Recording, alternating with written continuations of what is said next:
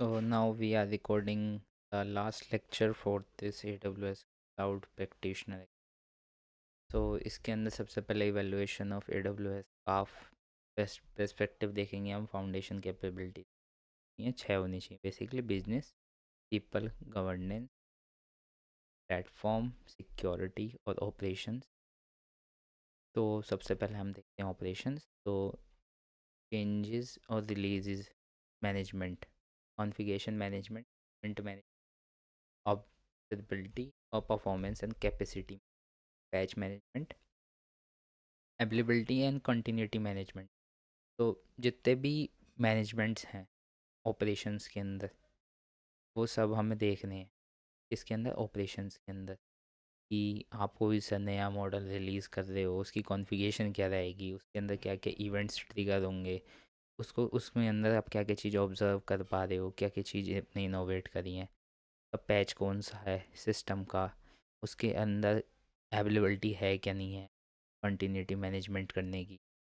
के बाद सिक्योरिटी के अंदर देख सकते हो आप कि वो आईएएम है क्या नहीं है, उसके अंदर कि किस किस को क्या क्या रोल असाइन कर रखे हैं, कितने लेवल तक की सिक्योरिटी किसको दे रखी है, एडमिन के पास कितनी मतलब एडमिन के पास तो फुल सिक्योरिटी है, रूट यूज़र के पास के बाद डेवलपर के हेड के पास कितनी सिक्योरिटी है, क्या एक्सेस है उसके पास, कितनी कितनी फाइल्स का एक्सेस है, सिक्योरिटी जितनी भी होगी उतनी ये देखेगा। के अलावा सिक्योरिटी गवर्नेंस, थ्रेड डिटेक्शन, कोई थ्रेड तो नहीं है एडब्ल्यूएस में आपके अकाउंट में, कोई और तो पब्लिक उसको यूज़ नहीं कर रही, इसको एक गेस्ट यूज़र बना के आप यूज़ करवा रहे हो और वो आपकी सिक्योरिटी के साथ मतलब छेड़छाड़ कर रहा हो, ऐसा तो कोई नहीं है।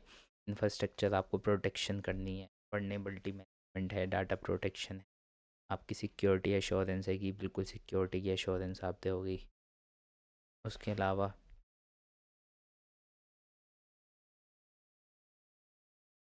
बिजनेस के अंदर देख लेते हैं हम strategy management, product management, strategy, partnership, portfolio management, business की insights, data monetisation, data science, innovation management, मतलब जितनी भी चीज़ आप इनोवेट कर सकते हो अब बिजनेस के अंदर।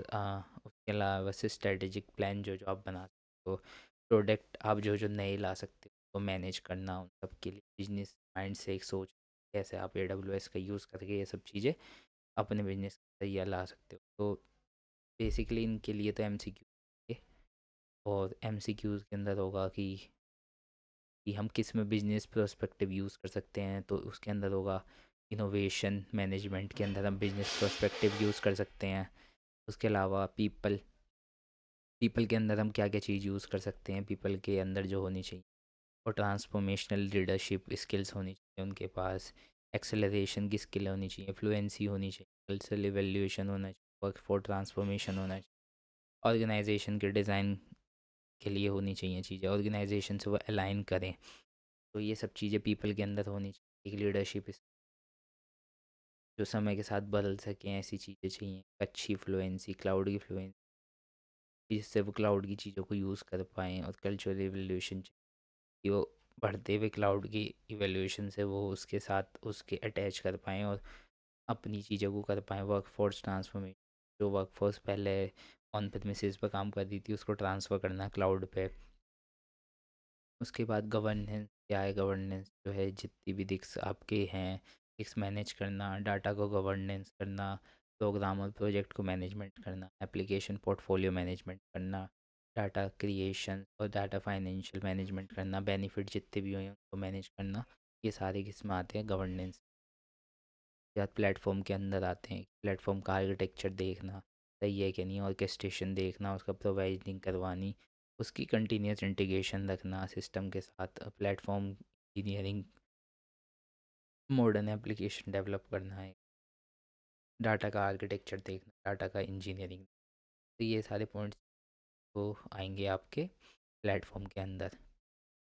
तो that's all for that video. इसके अंदर जो बेसिकली क्वेश्चंस आएंगे वो आएंगे कि जैसे कि उस पर पूछ लेंगे विच इवेल्युएशन ऑफ AWS का पर्सपेक्टिव बेस्ड ऑन बिजनेस। तो बिजनेस के उसमें आपको ऑप्शंस मिलेंगे, इनोवेशन मैनेजमेंट है या ट्रांसफॉर्मेशन लीडरशिप है या उसके अलावा कोई और सा है, तो आपको बताना है कि बिजनेस के पर्सपेक्टिव से क्या है कि इनोवेशन मैनेजमेंट है।